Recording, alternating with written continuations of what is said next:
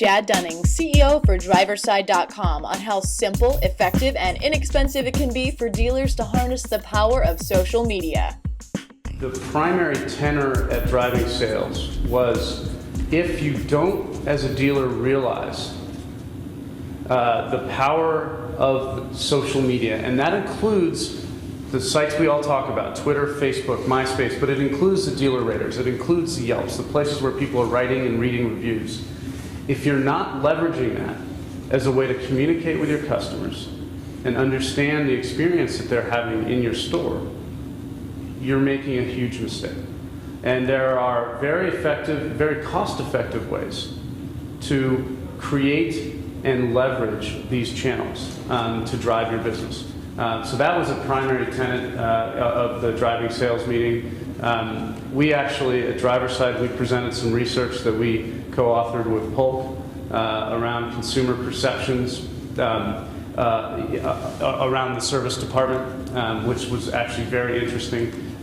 What we did was we did a mystery shopper research where we went out to dealers, aftermarket chains, and independents, and got quotes on typical repair operations to see whether the labor time for those repair operations was being overbilled by those different segments. What we found was generally about 70% of the time there is overbilling done on the labor time. At the same time, we asked consumers about their perception.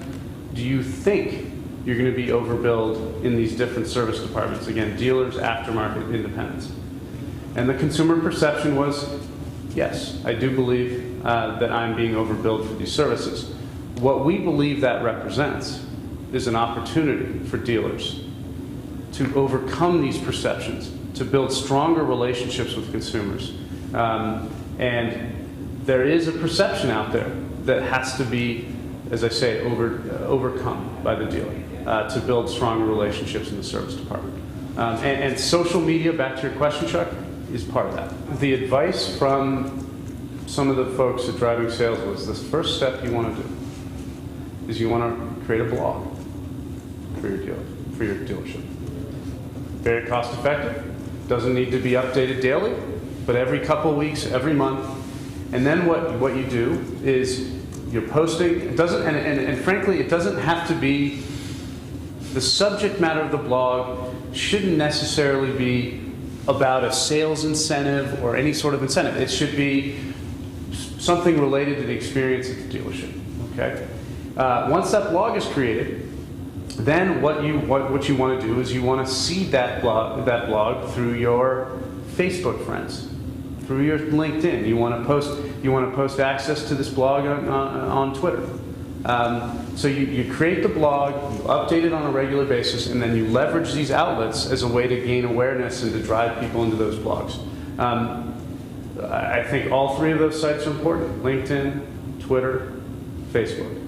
Those are the ones where most of us have accounts, most of us have followers or LinkedIn groups. That's a good way to start exposing your friends and family to your blog and the experience that you want to communicate to your customer.